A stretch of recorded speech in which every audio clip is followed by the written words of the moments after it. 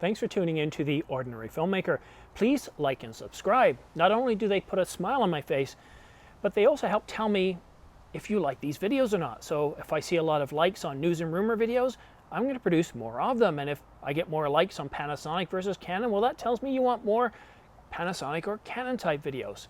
And I'd also like to say a special thanks to Atomos for sponsoring The Ordinary Filmmaker.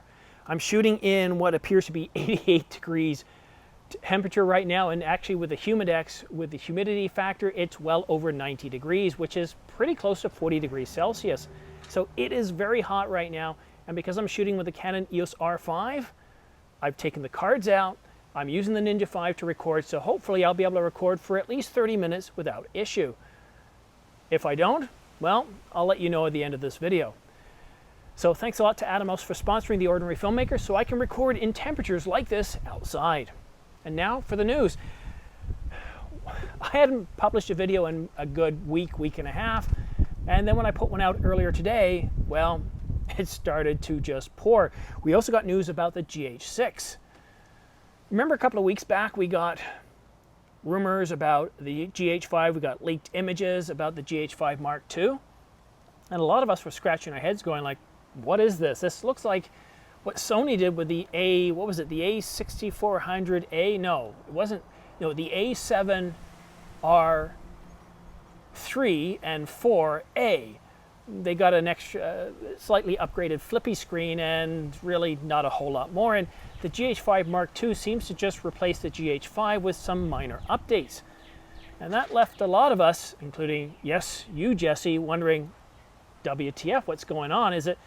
Is Micro Four Thirds over? Is it time to move on to full frame like the Panasonic S5 or the S1 or the big one? You know which one I'm talking about, the S1H. Well, not so fast. Panasonic just provided us with a development announcement today for the GH6, and it's better than the GH5 Mark II, which you would expect. But is it enough for you to want to go out and get the GH6 versus Panasonic's full frame S series, or even jumping ship to Sony or Canon or Olympus or anyone else? Well, let's take a look at the specifications. So it's going to have a new high-speed sensor and processor. And based on information I'm going to cover shortly, it looks like that this sensor is going to be about 24 megapixels. It's going to be faster, it's going to be newer, so that's never a bad thing.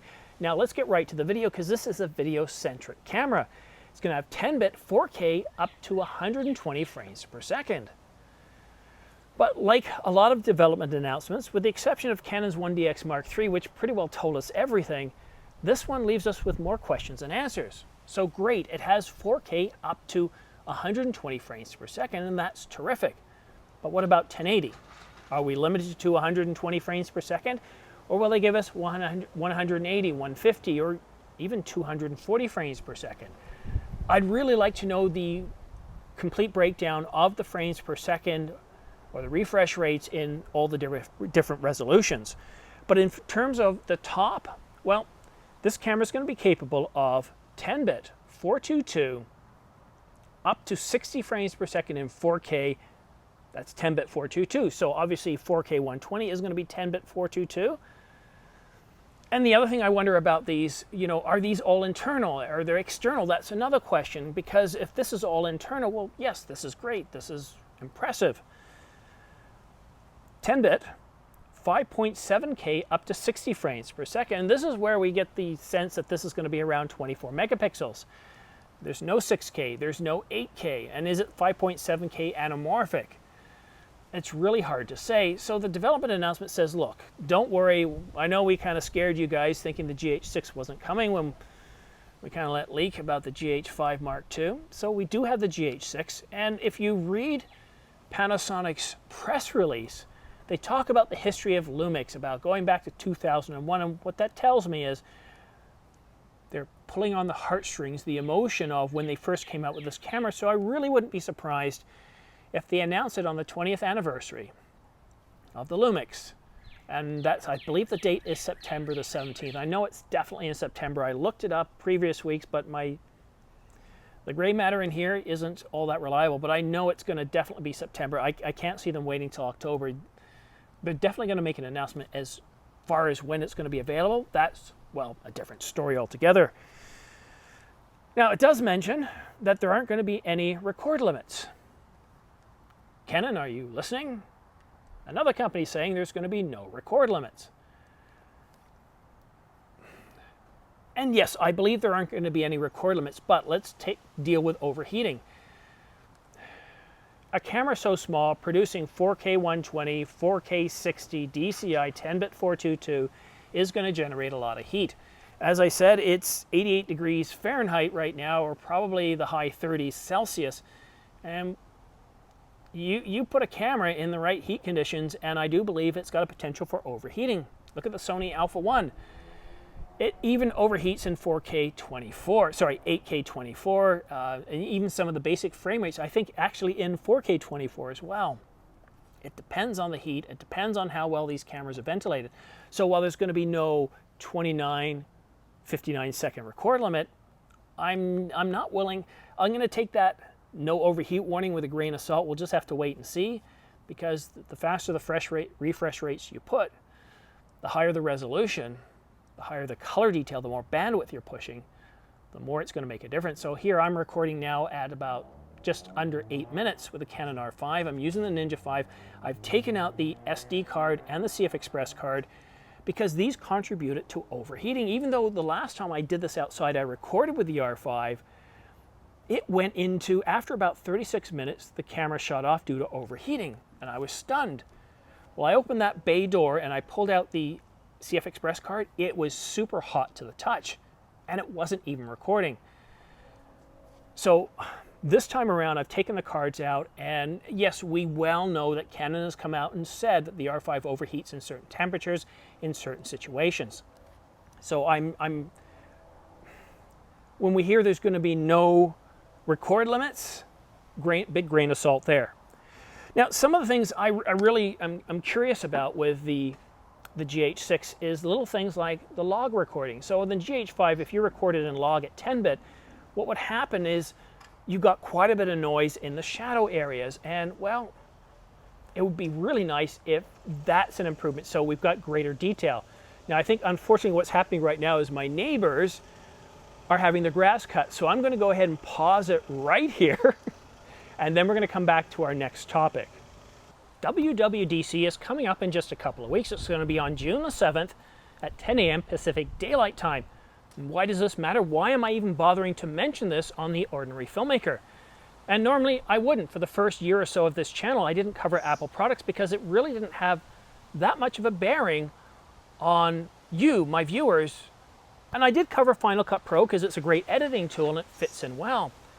But when Apple came out with the M architecture, these computers that Apple said was faster than anything else out there, the whole market just jumped up and took notice because these speed claims were actually validated. I've got a 7-core MacBook Air that I'm using as a general purpose home computer, and I'm able to edit 8K and 4K video on it. The thing is really, really fast. And I've only got 8 gigabytes of RAM. The only upgrade that I did is I went to 512 gigabytes.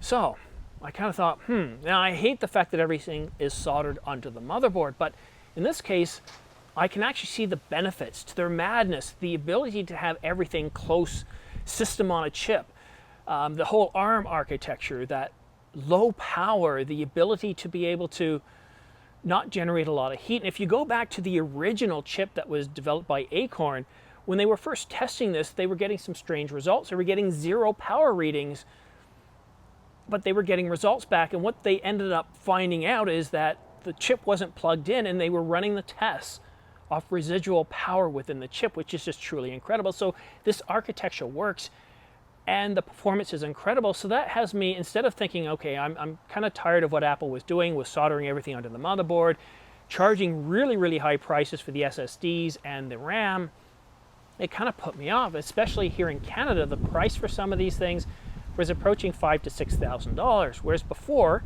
the 2015 MacBook Pro, I could just buy, update the RAM later, and no big deal, or update the SSD. Well, Apple has lowered the price of the SSDs, so the prices have come down, and we've got this new architecture which truly does make editing a breeze with these things. You don't need these high performance machines. But here's what I've noticed when I've been running the M1 MacBook Air. You know, I'm an older guy, my eyes aren't the best, and working off a 13-inch screen is not ideal. So I'm faced with two options here. Get a new MacBook Pro with the M architecture, or get one of those iMacs with the new M architecture. So that's what I'm facing, but I've got some great news for you. We've got some more confirmation from Apple Insider, and let me show you the information here. It's from John Prosser, and they're able to confirm that the MacBook Pro 14-inch and 16-inch are going to have different processors. They're going to have 8 high-performance cores and 2 efficiency cores, and that's going to be the same for both units. But the MacBook Pro 16 has more options, and options means more money. So let's take a look at what we've got here. We're going to have, according to the article, we're going to have 6 or 30 options for 16 or 32 graphic options. That's the term, the phrase they use, graphic options. And I think they're talking about graphics cores here. That would make more sense, more GPUs. So have the option of 16 or 32 GPUs. And for me, considering I'm starting to delve into 8K, I'm probably going to look at the 32 core option, depending on where it's priced. And we're going to be able to configure these systems for up to 64 gigabytes of RAM. Now that's their unified RAM system on a chip, so you won't be able to upgrade your RAM at all in the future. So if you're doing 4K video, this is my recommendation. If you're doing 4K video, you're going to be fine with 32 gigabytes of RAM. If you're doing just 1080, you're probably going to be okay with 16, but do yourself a favor. If you're doing a lot of video editing, get 32 gigs. Now, if you're going to be getting into 8K, and there's only a few of us out there, well, stick to 32 gigabytes if you're only going to be doing it occasionally. However, if you're going to be doing more 8K, or you think you're going to be doing more 8K, then you're probably going to want to go with that 64 gigabyte option. Now, as reported in previous rumors, we are going to be getting MagSafe port. We're going to be getting the HDMI port back, as well as more USB-C ports, and of course, that UHS 2 SD card slot. And I'm super stoked about that personally myself, because I still do a lot of recording to micro and full-size SD card slots. This Tascam, which I do hope, because it's blowing like crazy out here, this wind muff is actually helping. It's not secured on here, so I do apologize if the audio isn't perfect. But it's recording to a micro card, so having that card slot just saves me another port that I don't have to record to in the future. And as V90 cards come down in price, if I keep doing a lot of videos for the channel, I'll probably record to, well, those V90 cards when I'm out in the field if I don't have the Ninja present. Because if I have the Ninja present, well, I can record directly to SSDs, and well, that will save and help with overheating. It also helps because the files are automatically converted to Apple ProRes 422. So I'm really excited to see what these new options are going to be like. I'm really excited. I'm not 100% sure that I'm going to get the MacBook Pro though. I'm curious about the new iMacs. Having a 30-inch screen or a 27-inch screen, I got to tell you, it makes a huge difference. That's one of the things I liked about the iMac Pro, is I could see if, with everything rendered in Final Cut, all I'd have to do is just pause, go full screen, or even within that window, which is rather big, and I can see the detail. I don't find myself squinting like I do with this 13-inch MacBook Pro. You need a much bigger screen, and I think that the 16-inch MacBook Pro is the bare minimum. But if you're doing a lot of 4K editing, being able to have that larger screen makes an awful lot of sense. So I really don't think we're going to see the new iMacs, the 27-inch or 30-inch iMacs at WWDC. The word is that Apple decided to halt production on that and focus on the 24 inches, which came out just a couple of weeks ago. So I don't think we're going to see the iMacs for some time. So that leaves me kind of scratching my head going, wow, do I get a MacBook Pro? Or do I wait to see what the iMac is like? I feel for some of you guys too, thinking about the R3 or the R1. Do you wait? Do you get the A7S III now, the Alpha 1? Or do you wait for the A7 IV? And if you're on the Panasonic side, do you wait for the GH6, or do you go to the S series? There's just so many options, and what I feel like we're doing right now is we're living in glue or molasses. The markets are slowed down. There's such a huge chip shortage. that is real, it is global, and it's affecting everybody. And if you are one of those companies that decide to say, hey, you know what, we don't think we're going to have as much production, and you held off, you canceled those orders, you now have to go back in at the end of the line, because now other companies are in there getting stuff produced, and there's very few chip foundries out there. I think TSMC, which is, did I say TSMC? TMSC out of Taiwan, produces about 45–50% of the world's chips. So we need more foundries. I know Intel's going to be starting up a few, but I don't expect this situation to clear up anytime soon. It just is what it is, and so a lot of cameras are getting delayed and a lot of equipment's getting delayed. And if these new MacBook Pros are really well designed and have got a really good price point, and Apple doesn't charge us a huge amount premium on top of it, and from what I've seen with the MacBook Air, the one I just bought now is basically I paid the same price as I did some like 10, 12 years ago with 512 gigabytes, but the performance is of a machine that, well, I couldn't have bought back then. So, you know, I'm expecting Apple is going to lower things a little bit. Without that touch bar, they've got an option to lower the price down and make it more affordable to a lot of us ordinary filmmakers. That's it for now. Thank you so much for your patience with me today. I know it's really windy out here right now, but I'm tired of shooting in the basement. It's really nice, and part of what I'm doing here is I want to test to see how well this gear works in these types of conditions. This is probably one of the best mics I have right now, and I think what I need to do is get, everything's reversed, a better muff to put on my mic so that way it can handle the noise. Or you know what I could have done? I could have just brought out my Sennheiser MKE 400, plugged it into the R5, and I would have had a backup audio source. Why didn't I do that? I know why.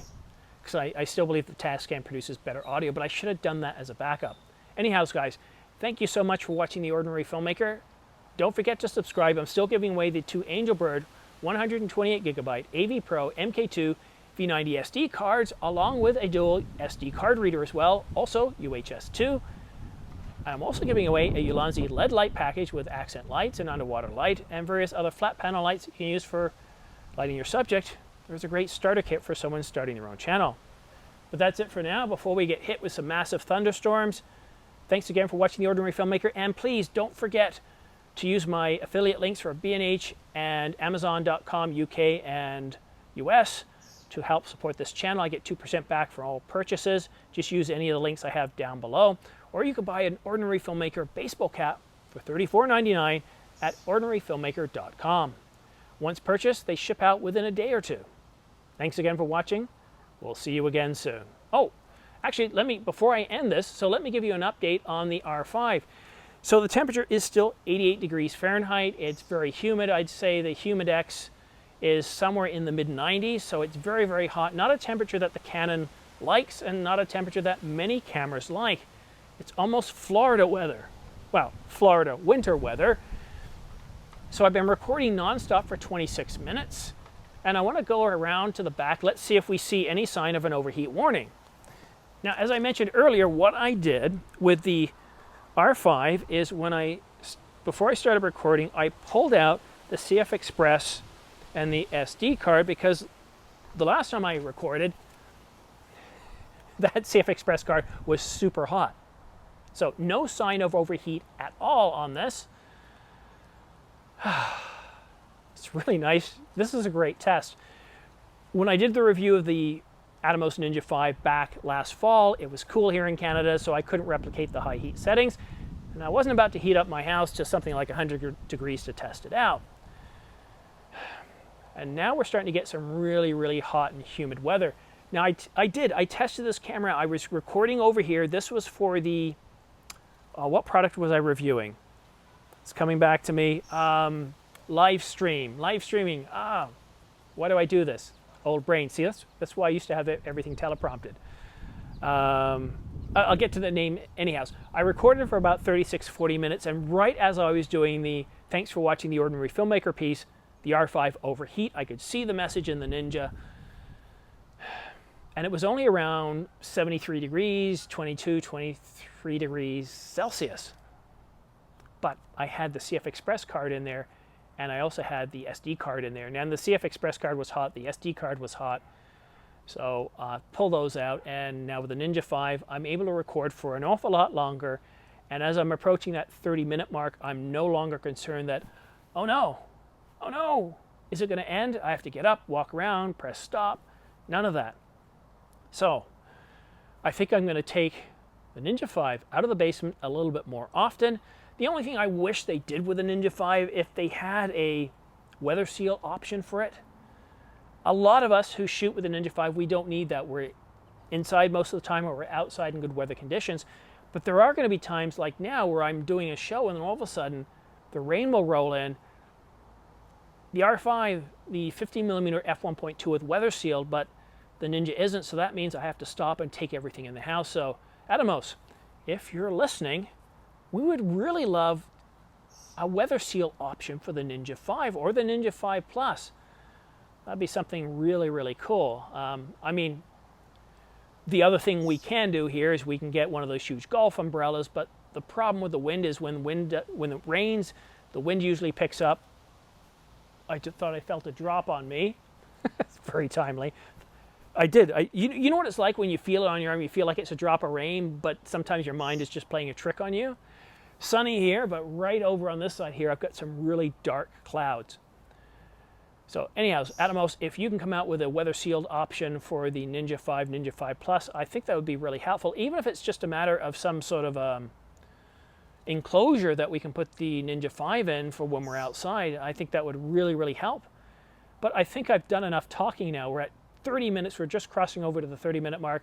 Guys, thank you so much for watching The Ordinary Filmmaker. I really do appreciate it. I received so many comments from Popcorn and others about, hey, are you okay? Is everything fine? And if you didn't watch my last video, you know, I was just felt like I wanted a vacation. I didn't want to do anything anymore. After I was done work, I decided I didn't want to do anything. I got caught up in Stargate. I spent more time with the family. I shot some more video. I got more creative. And so what I'm going to do now is I'm only going to cover the big news. I'm not going to cover the little news. And if that means one video a week, it's one video a week. And if that means not doing a live stream every week, that means not doing a live stream every week. I'm going to give my family a bit more time. And as I start to produce more content for my son on his channel, Planet Liam, and if you haven't subscribed, come on, please do it. Every subscriber gets him excited. And already, if you look at his first video and his videos now, he's become alive in front of the camera. So I want him to keep doing it a little while longer so he can teach himself some skills. But I want him to want to do it. And by you guys subscribing, it helps encourage him. So I'm taking some of my efforts and putting it onto him and developing his channel. And with him, the gimmick I'm trying is to do a lot more 8K video. But we'll just have to see how that goes, because right now with the Apple MacBook Air, the M1, while I can export 4K at H.265 in something like 2 minutes, so if it's a 3-minute video for him, I can export it in 2 minutes. But if it's 8K, that instead of 2 minutes on a 3-minute video, it jumps to something like an hour. So 8K isn't really all that practical with that laptop. Also in Apple's Compressor, they don't have an option with everything optimized for 8K. And I'd really, Apple, if you're listening, we'd really love you to update Compressor with an 8K option, one for H.265. That I love H.265 and 4K because the detail's great, color's great, and the file sizes are half the size, and that means better optimization and uploading as well. But, you know, I got to get inside. I want to spend time with my family. I have got a really, really bad case of verbal diarrhea here, but I'm kind of excited. I haven't talked to you guys in about a week and a half, so got a lot to say. But that is it for now. Thanks so much for watching. We'll see you again soon.